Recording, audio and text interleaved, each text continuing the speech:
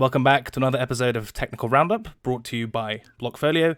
Joining us today is Sam Bankman-Fried, who's kindly agreed to come talk to us about all things crypto, trading, and anything else that becomes relevant. So, first things first, Sam, thanks very much for making the time to join us. I know this isn't your first podcast. We'll try to keep things fresh, but I hope all is well. Yeah, thanks for having me. Awesome. And Duck, how is pond life? Good. It's been busy, but I mean, that's always good, right? Indeed, in these sorts of markets. So we'll dive straight into it. One thing we like to do in preparation for these types of shows is to listen to previous appearances made by our guests to kind of see where they sit, where their interests are at, and to obviously try to pry new viewpoints, content, and information from them during the course of the discussion. So Sam, I hope you'll forgive me, but at this point we won't be asking you about the arbitrage trade that you're so famous for. I've heard it so many times, I feel like I was there during the trade at this stage. Well, you may have been. It feels like it. So we'll try to bypass that. But I do want to get straight into it. So it's no surprise that you have a lot of scope to do these types of media appearances, because the British expression would be you've got your fingers in a lot of pies, right? So the way I like to think about it is you may be wearing different hats at different times. So there may be Sam the exchange owner, Sam the trader, Sam the builder in DeFi. There's all sorts of endeavors or projects that are currently going on that are in some way associated with you. I suppose I want to start with a macro question of what are you trying to do within crypto? And do these different hats or paths that you're currently on, diverse as they are, do they converge towards something? Is there some sort of end game or teleology that people should be aware of? Yeah, so I think that, in the beginning, there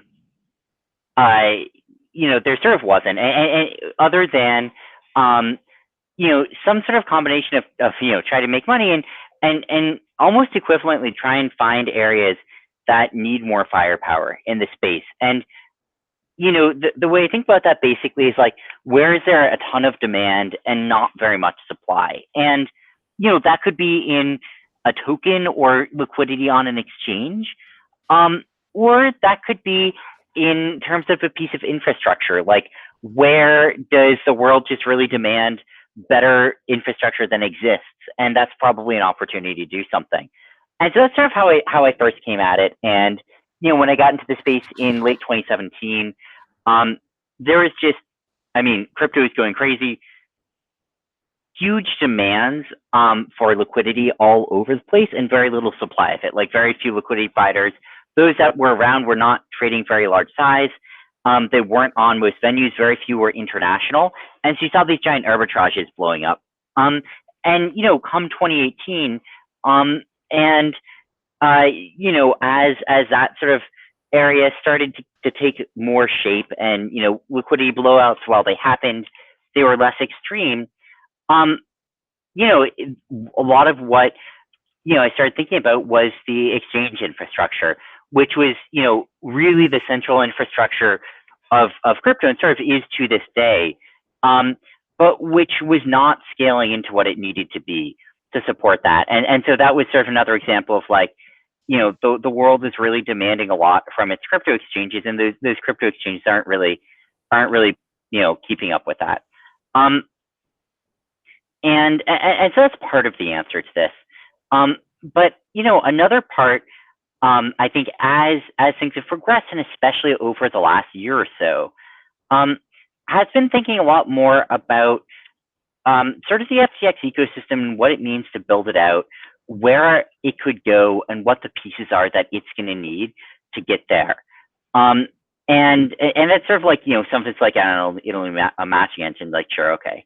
But, beyond that, also, what beyond just sort of like the basic things, like, in order to serve the segments of the population, especially ones that are just getting bigger and bigger in crypto, the sort of retail traders who are coming into the space, the institutions, what are the things that FTX is going to need to put together to create a great experience for them as well? What's the end goal of it look like, and what do we need to build to get there? Oh, I like that very much. It's basically like you're playing the plumber part of crypto, right? Making it all exactly work. Yeah, that's interesting. That's interesting. We definitely need that because, I mean, if you look back through the history of crypto, I mean, that's been the missing link. And I definitely Yeah. appreciate you stepping in there. In general, do you like have like a grander goal than that? Or is that just what you want to be doing? Like, do you want to just make it work? Or is there like something really big that you're working towards? I think those can kind of go hand in hand because, when you think about what it would take to get to something grander, that involves building something that's needed. And so I think that, if you look at what FTX could become, for instance, right now it's one of the biggest crypto derivatives exchanges in the space. And, one of the goals obviously is for it to become, much bigger. I mean, continue to grow in the derivatives, the international derivatives space, but become bigger in the spot space, borrow lending, options, tokenized products, and sort of everything else. But another piece of this is that when you think about what really most of the technology behind FTX is, right? What is there? Well, you've got a matching engine, order books, you've got a GUI, you've got mobile apps, you've got an API, you've got wallets with deposits and withdrawals of crypto and fiat currencies, a risk engine, a liquidation engine. All of those things are, or at least almost all of them, are really useful to it being a successful exchange, but actually not that specific to crypto. And if you think about, what would make a good equities exchange, I mean, many of those are actually quite helpful. And so when we think about the future of FTX here, part of what we've been thinking about is like, well, it's a crypto exchange right now, but maybe eventually it just becomes an exchange, not just crypto.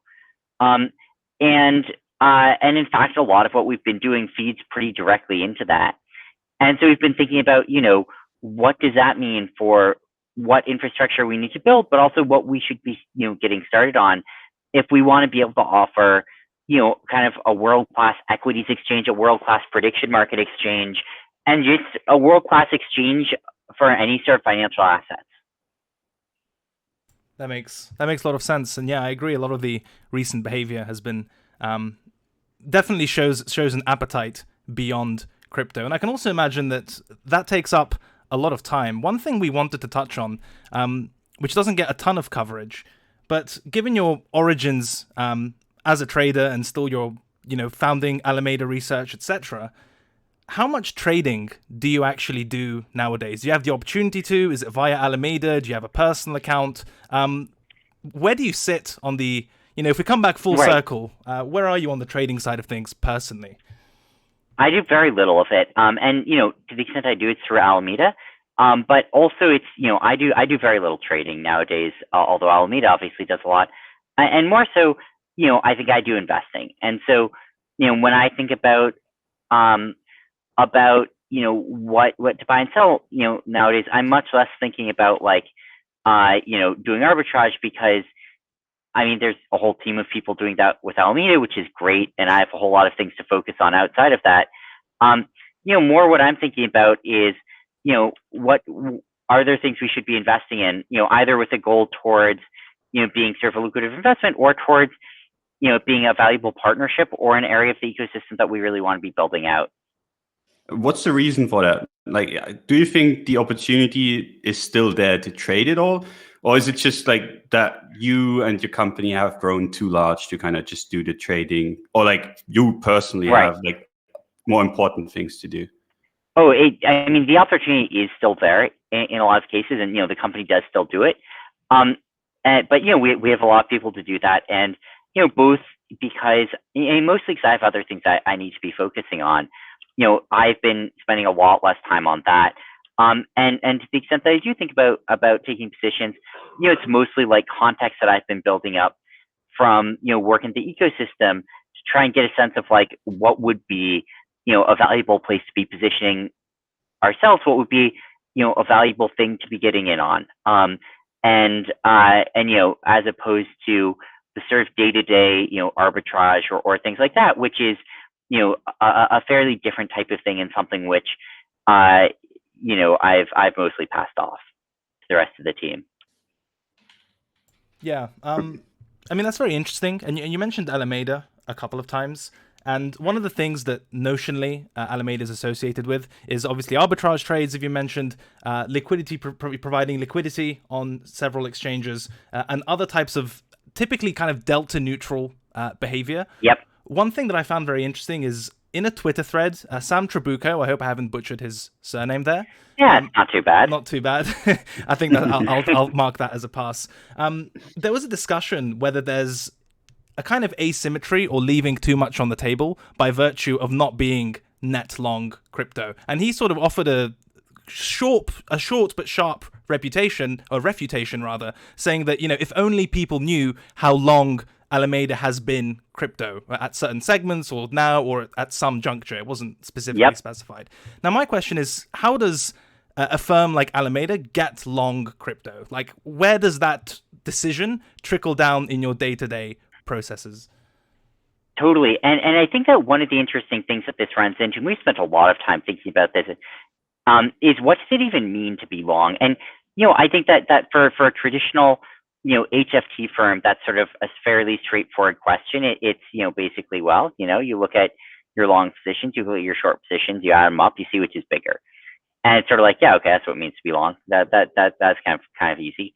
But it's actually quite a bit more complicated for us because, let's say that, what if Alameda takes a big position in some project, big enough that it's sort of large compared to the liquidity of that project, that, it really represents like some substantial fraction of the global liquidity of it. Does that count as a long position? What if you create a coin, you found a coin, issue it, and then have a lot of it? Does that count as a long? And maybe your naive answer is yes, it does. At which point I'd say, all right, well, I mean, I'm sort of long a lot of FTX and FTT, right? What's it mean to be delta hedge? Does that mean trying to take the full market cap of FTT? That might be like an enormous short position that would be required to hedge that if you sort of take that literally, right? But you can't take it literally because also if you did that, we would like go bankrupt if markets dropped, well before we'd realize anything from the FTT position, if that makes sense. If you have just a massive long position from some one project where, you wouldn't and can't liquidate a significant fraction of it in a short period of time and then hedge that whole notional mark to market with some short position, then crypto goes up, you're fucked short term, right? Yeah. So it sort of actually opens this interesting question of what even does it mean to be short or long? Like, what's the baseline here? Does FTX or FTT count towards that baseline? And the answer can't be yes, it fully does. And the answer probably isn't not at all also because, it does have a beta to Bitcoin. Like Bitcoin goes up, FTT probably goes up. And so you get this weird in-between answer and it's sort of unclear what the right way to think about it is. But anyway, putting that aside, we, sort of Alameda has to decide, given that, like what net positioning makes sense. And, I think some of this is feeling like, look, there are a lot of bullish signs for crypto. There's a reason we're in the space. There's a lot of exciting things going on. Didn't want to be fully hedged out of that. Like, we want to have exposure to the space. And so, that means, that means not being hedged fully. That means being net long. Yeah, okay, that's very interesting, and I agree. There's almost a sort of built-in long by virtue of FTX in its sort of crypto-dominant nature, FTT existing as well. And it's also very interesting about not being able to hedge everything. One of the things that you mentioned in passing was the idea of generally expressing a view as to the market, right? Sort of bullish signals, bearish signals, what be it. Now, we talk to a kind of diverse number of traders, investors, and one question we always like to ask them is if you just kind of got out of bed or woke up and you had your data feeds or monitors at a glance, what sort of stuff do you look at to get an idea of where the market is in like a very short overview type of way? So we've had answers, just like straight up price charts, certain futures data, And obviously it varies from person to person, but maybe in either your personal case or when you're more towards the Alameda side of things, how do you get a sense or context for the market? Sort of cheap, expensive, high, low? What are some important data points for you? Totally. So, and obviously it depends on what's going on. And during, sometimes it's just like there's one coin that's overwhelmingly important to market dynamics at a particular point in time. And so, it's just important to be watching that. But on average, sort of in general, I can tell you what I look at, which is partially just what have major coins done in the last, minute, hour, 12 hours, day. What's Bitcoin done? What's Ethereum done? Partially I look at sectors. And so I'll look at, what have DeFi tokens done versus overall market. Partially I'll look at sectors that are particularly relevant or important to me. So, I look at what, Solana ecosystem has done recently. And I'll have sort of like average performance of coins that are, correlated to or related to Solana up. I'll look at what FTT has done, obviously, because that's relevant to me. And then, I'll look at futures premiums is sort of the other thing that I'll look at, and see, are futures trading at a premium? Is that premium increasing or decreasing? I think those are probably the standard set of things that I look at. Yeah. A lot of, one of the common threads is that futures data is really important.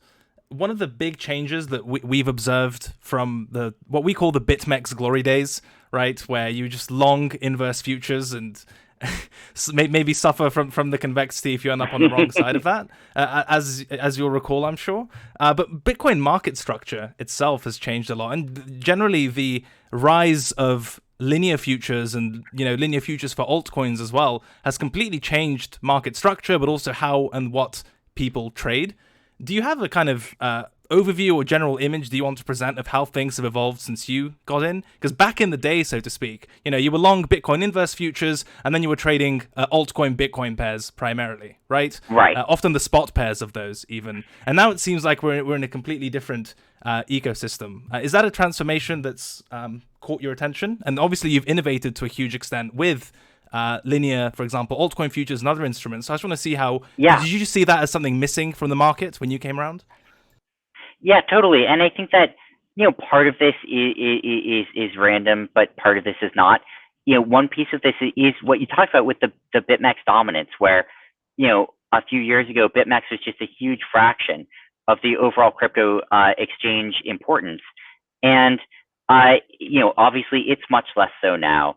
And as a Bitcoin only exchange, that was obviously, meant that a huge fraction of it was, Bitcoin denominated futures. And with, most of the other exchanges don't do that. They either do linear futures or inverse futures for all coins. And so, just because of BitMEX, the decline in BitMEX's dominance, we've seen a change there. But, outside of that, I think that the linear futures are much more similar to what you'll see in traditional finance. And so I think as, the space institutionalizes, you'll see a lot more of those. I also think that they're much more intuitive to deal with and let you express much more exactly what you're actually trying to express, because, they're literally just contracts on what the performance of some token is going to be, as opposed to anything, more complicated than that, or with more sort of dongles on it than that. Now, the standard inverse contracts are sort of, convertible with those in some sense. And so it's not a huge difference between them.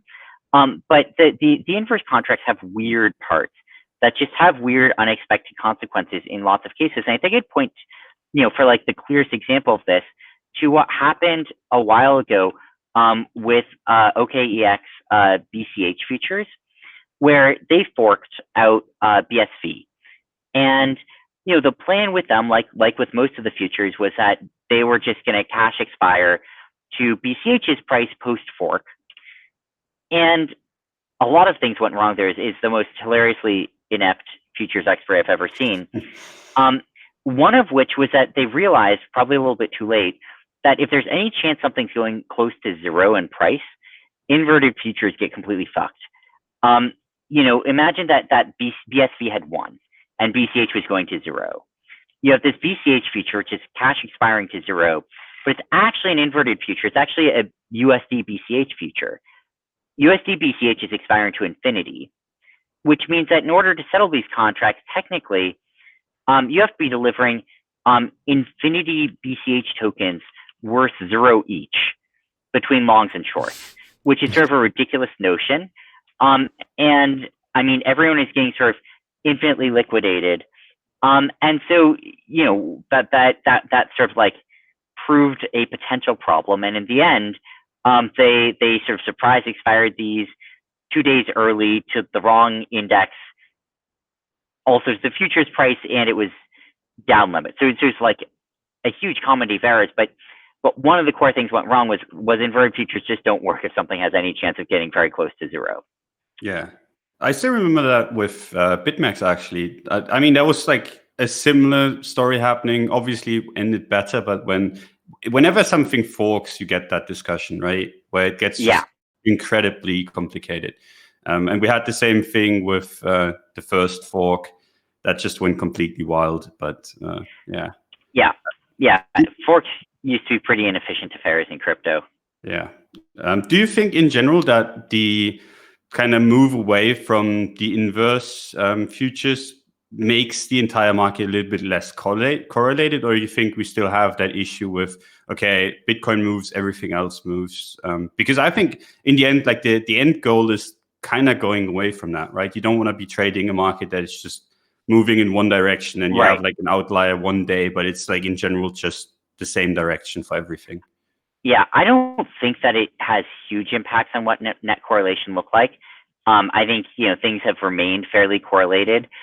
There's some weird effects that go away. One example of this is if you get liquidations in a you know, in an ETH Bitcoin future, then you'll get short-term opposite directional movement between them.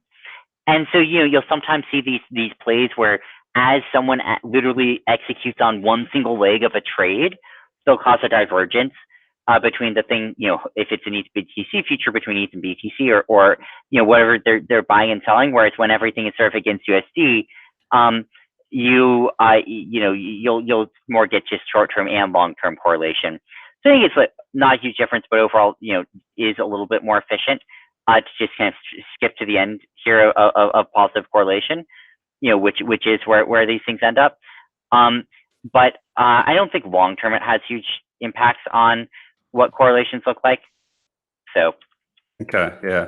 Do you think in general that the move, because I'm a big fan of the BTC trading pairs. That might be because, I mean, I've just traded them for so long, but do you think they're going to go away in general, or do you think they're going to stay around? But because like in the recent few weeks, months, I mean, even in this year, it's kind of been that way that they've suffered a lot under the rise of the USD pair. I don't think they'll totally go away, but I mean, their trading volume is pretty low. Like even the places that still have them, like not a whole lot. You know, you can look at like BitMEX, and it's just like very low volume for those pairs. So, and it's been a while since there's been significant volume. There is some interest in it, but you know, empirically people aren't expressing a ton of excitement for them. And so, you know, I wouldn't necessarily say that they'll completely go away, but you know, I do sort of expect that they'll be, you know, that they'll continue to decrease in market share over time. Would be my honest guess. And that instead, if you want to, you know, trade an altcoin against Bitcoin, you'll end up doing a two-legged trade. You know, one of them being, you know, altcoin USD, another being Bitcoin USD. And, you know, it doesn't need to be that way, but that's how traditional finance works, among other things. Even if you're trying to keep like, you know, a hedged book, you're generally not trading like an Apple versus S&P 500 index pair. You're generally just trading, you know, trading Apple against USD, and then if you want to hedge it, you're, you know, selling, you know, S&P 500 futures against that. And so I would, you know, on the margin guess that we would just see that trend continuing. I agree. It also seems that people generally are much happier to use stable coins, just generally to transfer, to participate in DeFi as collateral, as to settle P&L, etc. So I think that's probably got something to do with it as well, if I had to speculate. Absolutely. I mean, one of the reasons that places had inverted futures in the first place was they didn't have stable coins. And so they didn't know how to, you know, they didn't know how to settle a linear future. if they had neither stablecoins nor dollars. And that's mostly changed as stablecoins have just become omnipresent. And I think that that's sort of what the future is. Indeed. And I think it's there are pros and there are cons, but I think on the margin it's probably for the better. I think it just creates the more straightforward products. Although it is a little bit sad that it is harder now to easily express divergent opinions between two different tokens in a single trade. That's one way of putting it, but also for me, I just remember there was at one point this script or mod that came out which showed you your BitMEX P&L in USD. So in the past, you'd be like, oh, well, I'm only down, point whatever BTC or 1 point whatever BTC. That's really not much. And then whenever it convert to USD, reality would hit when you start to equate to to real world numbers. So I'm sure some people are still getting used to that. I think that's right. And I think that again, you can go either way there, but the truth is that most people measure their dollars in they measure their wealth in dollars, not Bitcoins. Which is another way of saying that if someone has just a ton of Bitcoins and Bitcoin's price goes up, usually people feel happy about that. As opposed to saying, well, I had 12 Bitcoins before, I have 12 Bitcoins now, so no change. And so I think P&L measuring USD, like people will care about both, but I think that's going to be the dominant thing. And I think that's here to stay. You mentioned when Bitcoin goes up, people are happy, but of course the corollary of that is that sometimes it goes down and people are less happy. And one such manifestation, one such manifestation of that perhaps displeasure is when people get liquidated, right? And if you were to, anyone who reads the other Sam's, so to speak, threads, he talks a lot about liquidation cascades, right? And I think liquidations as a data point when it comes to futures trading has become really prominent over the last year and a half, 2 years. Even when people choose their venue to trade, they might even look at liquidations as a percentage of volume, etc. But nonetheless, despite Bitcoin market structure changing, it's not only BitMEX dominance, long your collateral, etc. Liquidations still play a large part in this market, and no less liquidation cascades, right? For somebody who's unfamiliar with what a liquidation cascade is, and perhaps their only experience is that dreaded liquidation email, this is something you've spoken about a lot, but maybe explain like I'm five version of what a liquidation cascade is. Totally. So, there's some effects in the world that have momentum and some that have mean reversion. And the ones that have momentum are fucking weird because they can, when you sort of draw out what happens over time with them, you can get caught in these feedback loops. And liquidations are one of those. So, let's say that you put on some leveraged long position, right? You have $1,000 of collateral, and you get long $3,000 of Bitcoin, or let's say $5,000 of Bitcoin. So you're 5x leveraged, and then Bitcoin goes down, 18%. So you're close to bankrupt, not quite there yet. You have to get liquidated because the exchange has to make sure that your account doesn't end up net negative. So they start liquidating you, and the thing that happens is, well, to liquidate you, they have to sell off your Bitcoin position in order to close down your account. So they sell it off on your behalf, and that probably has a bit of impact. That might drive Bitcoin down.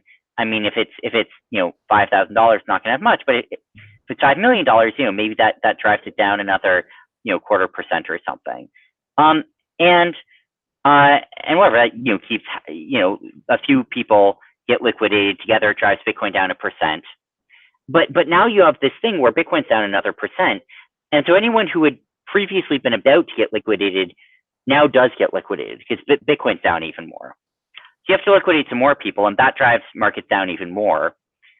And now you have to liquidate even more people, and so it's one of these things where as you liquidate people, it causes more liquidations. And there's just sort of this coefficient here, which is, basically, if you drive Bitcoin down 1%, how much volume of Bitcoin positions does that cause liquidations in? And then that size of liquidations, how much further does that drive Bitcoin down? And if that ratio gets above 1, if basically every % of impact that you have causes a set of liquidations that move Bitcoin down more than 1%, then you get caught in this positive feedback loop. where you just start liquidating more and more and more. And every time you liquidate, you cause even more liquidations to be necessary than you just did. And so over time, even as the exchange is liquidating positions, the remaining liquidations they have to do just keep increasing.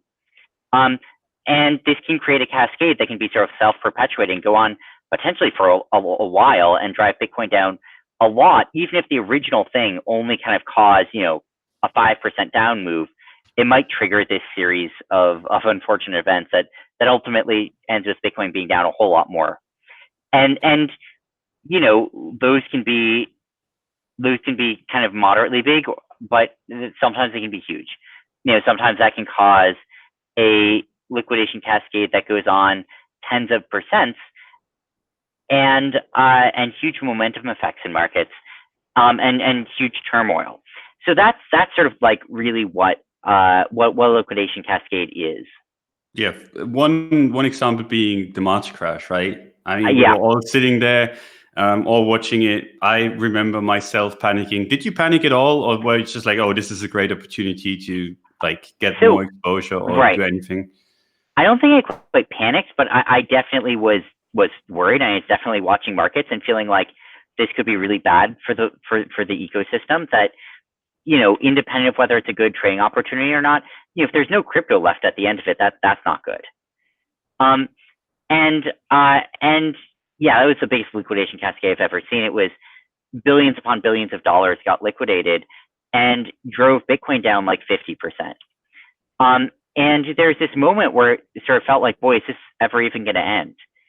Yeah. Like, is this going to liquidate Bitcoin down to zero? Like, what?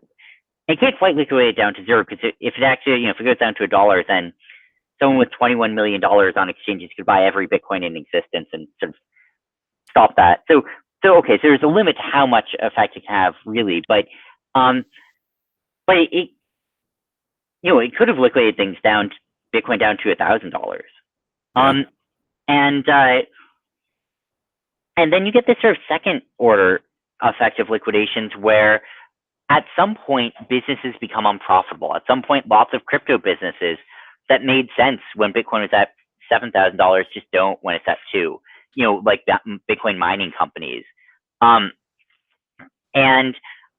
just like any company with big expenses, and so you then get all these businesses going bankrupt, which sort of like furthers the pressure, and everyone's sad, everyone's book is stressed. There's bad debt everywhere, and so even people who felt like they were protected or hedged end up in a tough spot.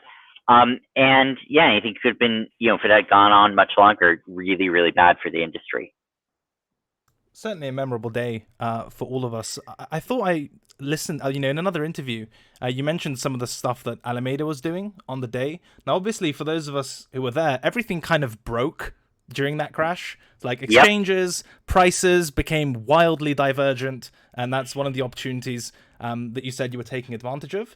When prices get prices and also just these moves get so extreme, do you give more space for discretion and perhaps space to express directional views that, this is a kind of now or never, do or die moment, more than trying to arbitrage, for example, staying delta neutral? Maybe this is a good area to express a directional view on the market as well, or at least it's very, very discounted in kind of historical relative terms. Was there space for that type of discretionary decision making during the crash, or even present day? Yeah, I think there absolutely was, and I think that you start to face these questions you're not used to. One of which is like, maybe the most important thing we can decide is whether to be long right now, when Bitcoin gets down to 5K. But another of which is like, here's a 5% arbitrage. And it's like 5% in a day, and you're sort of like, oh, geez, like, should we just put this on as big as we can? And like, usually the answer is obviously yes. Like 5% in a day is amazing. But on March 12th, it was sort of like, well, I don't know, maybe it's about to blow out to 10%. And if we, don't want to blow our wad now. And also, are we worried about getting liquidated? Like, are we worried that, that if you sort of like put on too big of a position now, even if it's hedged, if things crash 20% in the next 5 minutes, you're not going to be able to move capital around, and you'll get liquidated wherever your longs are, before your shorts can bail them out. So you get all these sorts of decisions that, like, are not usually what you're thinking about when trading, but that all of a sudden become really crucial. Yeah, I mean, it's the same kind of story. I remember back like a few weeks when we had the GPTC premium open up, right? Where it's like, oh yeah, this is very obvious. I mean, you're gonna make a bunch of money of this because I mean, it's just trading way below the index. And then you start thinking, okay, what does happen if other people that are already in it are gonna get into pressure because I mean, they didn't account for this much downside. And then you're in trouble too if you enter. And it gets really difficult, right? Because you're like, oh, now I have to kind of look at the picture from a completely different angle and kind of see, are they in trouble? Are they not? What are they going to do if they're in trouble? So, yeah, I mean, I still remember the March crash really, really vividly because I was sitting there. I was like, I know this is a good price, but what does happen if other players in the market get in trouble? Yeah, totally agree. And yeah, it's like, this seems like great to buy it at, a 2% discount, but is going to trigger selling. Like, what if it goes to 20% tomorrow? One of the hallmarks of those types of instances, and just generally to the topic of arbitrage, was almost like a colloquial talking point, but crypto is so inefficient, right? In sort of air quotes. And, from previous bits of writing and just my own experience, it becomes more efficient every year. And those really obvious opportunities become increasingly rare.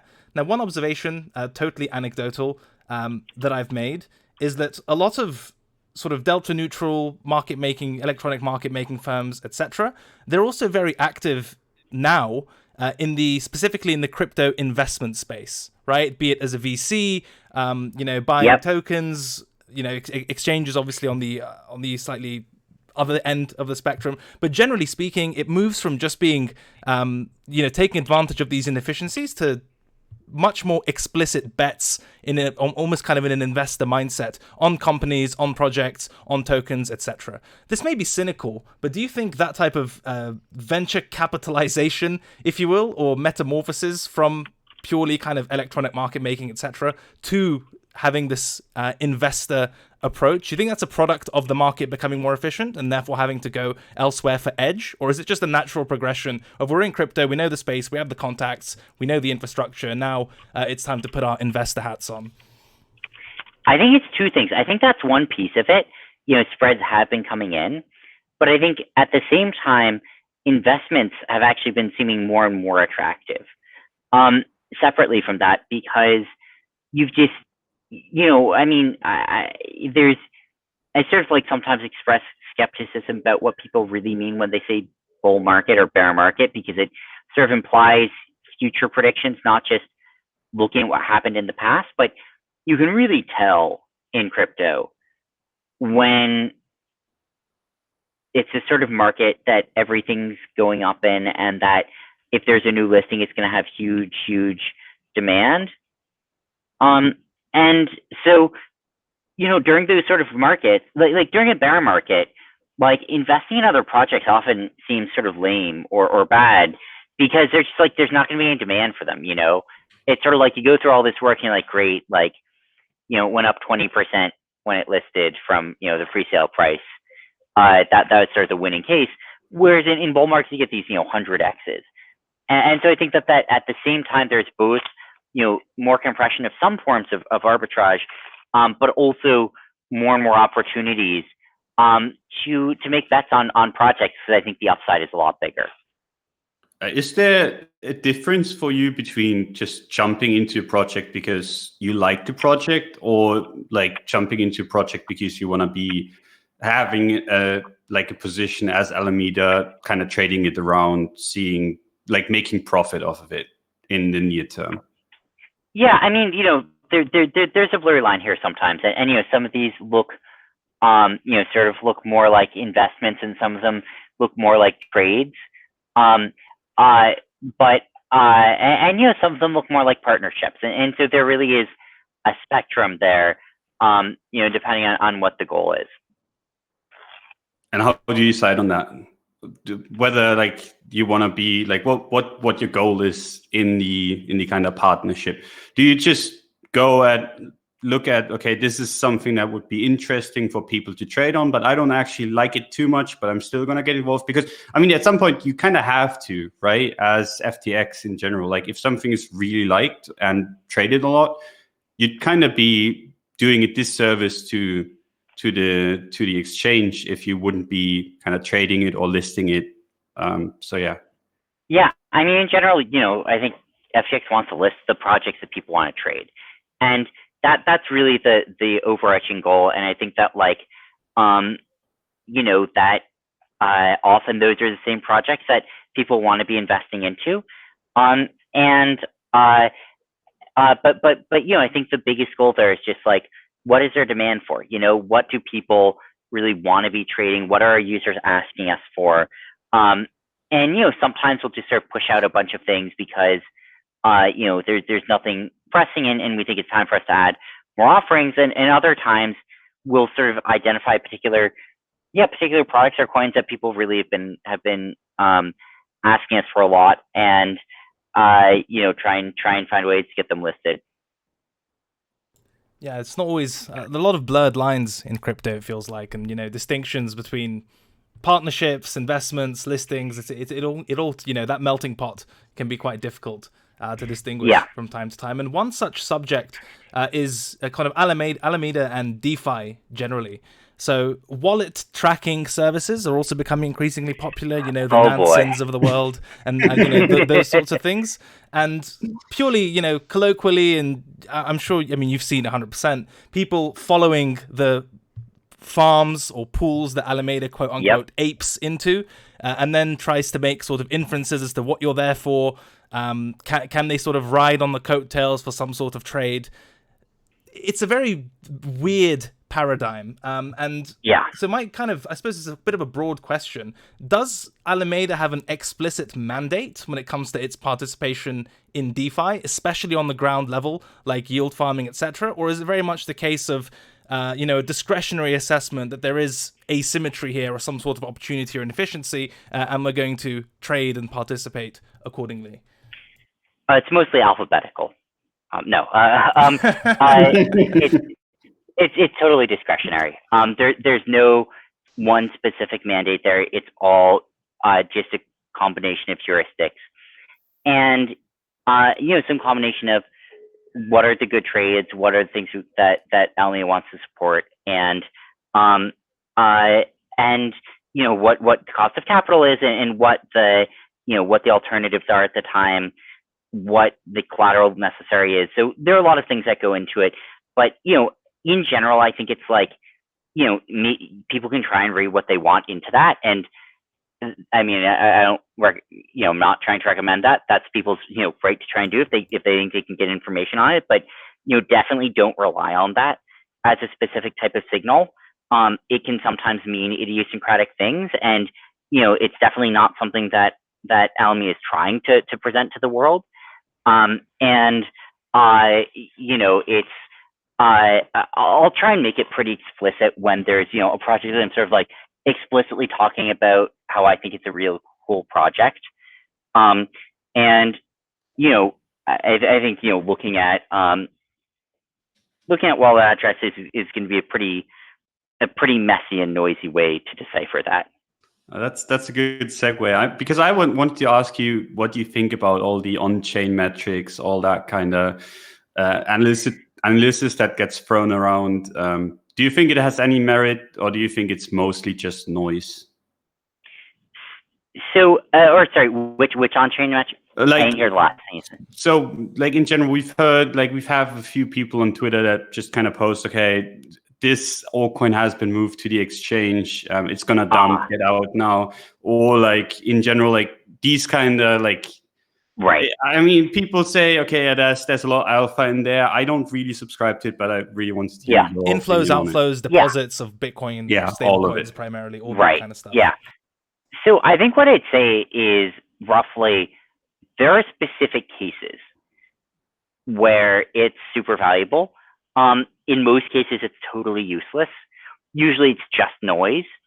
Occasionally, it's something really big, and if you somehow can distinguish those from each other, if somehow you can figure out when it's noise and when it's not, then I think it can be super valuable and it is occasionally a super strong sign.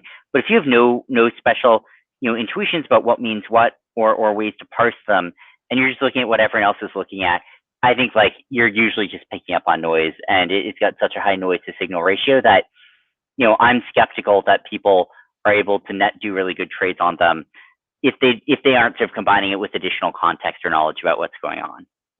Yeah, so confluence over everything. I mean, that makes sense, right? It's in trading, it's all about having confluence between several different things. So, I mean, if you can kind of add it to your tool belt and you kind of have something going there, why not, right? Exactly. If you sort of like heard a rumor that like, someone was going to do a big trade in some direction on Bitcoin today on Coinbase, and you thought that was true, you know the direction, and then all of a sudden you see a huge Bitcoin deposit on Coinbase, sure, like, that maybe that's a sell signal, so maybe that's that guy depositing to sell. So it's, sometimes you can combine things together and come up with strong signals. But yeah, if you don't have any other context, I think it's pretty hard to do much with that.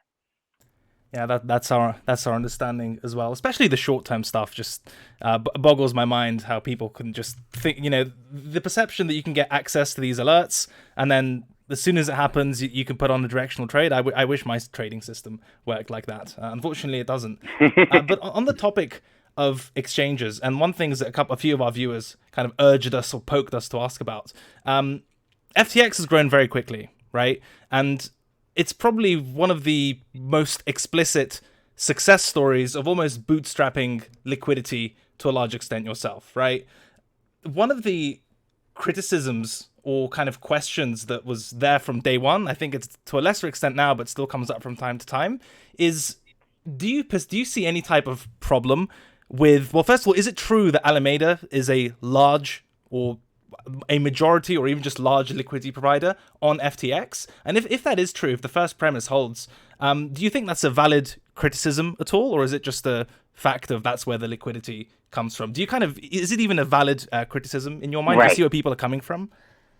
Yeah, and it could go either way. I think that, I understand why it worries people. And I think there's, a world you could imagine which is totally benign, a world which is in fact better than that, and a world in which it is quite worrying. And I think, it all depends on the specifics. And, one thing I'll say is at the beginning of FTX's existence, Alameda was the majority of the liquidity on it. I mean, it was like, on day one, there's sort of no one else who is going to be providing, large amounts of liquidity there on an exchange that literally just turned on. And Alameda was really, really important for bootstrapping it and for being able to, solve this problem of how to get users without liquidity or liquidity without users.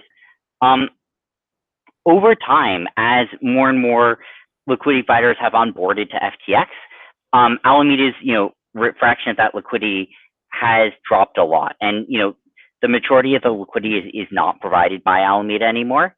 Now most of it is provided by other firms.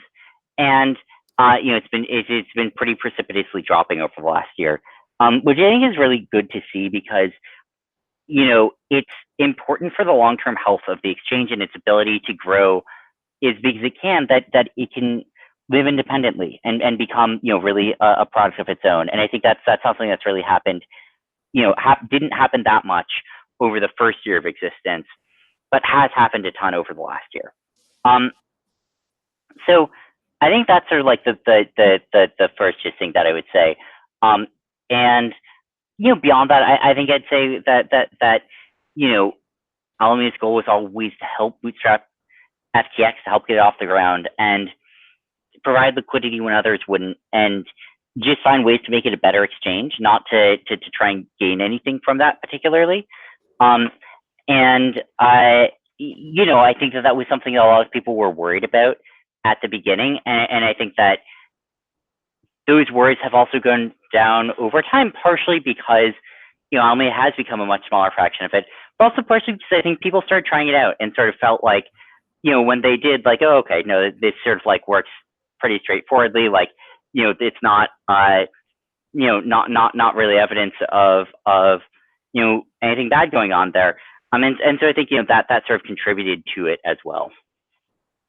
Have you noticed any kind of varying appetite in terms of the types of products that external firms are more willing to provide liquidity to than others? Just like I'd say the Bitcoin perps, probably very popular, but then obviously FTX is also known for some of the more exotic products that are available in mainstream cryptocurrency sort of centralized exchanges. Do you see that reflected in the behavior and preferences of the liquidity providers on the platform, that some products are just more popular than others? Absolutely, and I think it's pretty, it's pretty proportional to global crypto trading volume of the product, and crypto trading volume in particular of it. And so, you look at something like, if we launch an Ethereum future, there's going to be a lot of people providing on that. If we launch a less liquid token, there will be some, but less.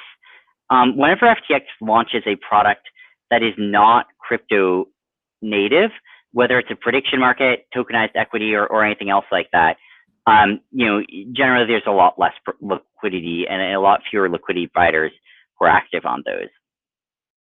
Yeah, something completely different from that, because we're starting to run out of time and really wanted to ask you that. If you're kind of coming new into the space, if you're like, okay, I want to get involved in crypto, what do you think is the best way to do it? Do you think like the trading approach is a good one? The investor approach, do you think you should be working at a firm, or like where do you think a new person should be heading? Yeah, well, I think the biggest thing I would say is like, do you have knowledge or an advantage in one of these areas? Is there something that seems compelling to you and that you feel like you know how to address? And if so, then I think that's a great place to start. And I think if not, then that's a lot harder. And I think I would more recommend finding a team to work with for it. Okay, yeah. That's a very good way of putting it. Yeah. Sorry, go ahead, Craig. No, I was also going to say, if we're on the topic of setting a framework for those entering the space, if they're new, I really like that answer about relying on existing edges or advantages. But on the trader side of things, because obviously it's very popular to trade, the volatility, the perceived upside, it's a great instrument to punt, so to speak. Even as a even if directional bets aren't necessarily bread and butter, but speaking generally from a trader's mindset, do you think there's anything that newer traders or developing traders can borrow or even implement from your framework, or how you make decisions or think about markets generally? So, for example, Avi Feldman of Block Tower Capital, he talked about how he interprets asymmetry in the markets and what it really looks like, both for trade ideas and short-term investments, etc. So, is there anything almost kind of low-hanging fruit that people can borrow from how you view markets and apply it to their framework? Yeah, I think that during some market environments are actually pretty easy arbitrages to do. And I think this is one of those. Shorting futures and longing crypto is one example. Lending out your USD is another very similar one. Right now you can make 30 to 100% annualized just lending USD on FTX. And so or you can try and manage a crypto versus futures spread. And so, I do think that there are some pretty straightforward, good arbitrages to do right now. Outside of that, I think that sometimes I think people really do have reasons to think that there are going to be medium-term moves in sectors in crypto or in crypto overall. Some people think they can predict Bitcoin price movements on long time scales. Maybe it's right. I certainly think that some people can predict projects that are going to outperform. And I think some of this is sort of having conviction about something, feeling like that conviction is going to be proved right eventually. And, understanding why it hasn't been, even if it's unpopular. And sticking with it. And I think, I would point to a few things there. I think, some VC firms that you look at, if you try and understand, why they invest in what they do, it's totally incomprehensible. And who knows? And really the answer is, well, they're really deep in the crypto ecosystem, just had a ton of context on this. And that's a hard thing to do. Others, I think you'll see kind of write up their theses, and they'll be much more like, look, we've thought deeply about this, and here's our thesis, and here's why we think this is going to be a good project. And there'll be the kind of things that you could do as an outsider or as a semi-outsider. I think some of Multicoin's investments look like that. And I think that, especially when you look at, their really the biggest first backer of Solana. And I think you look at their theses for why, and they're pretty compelling.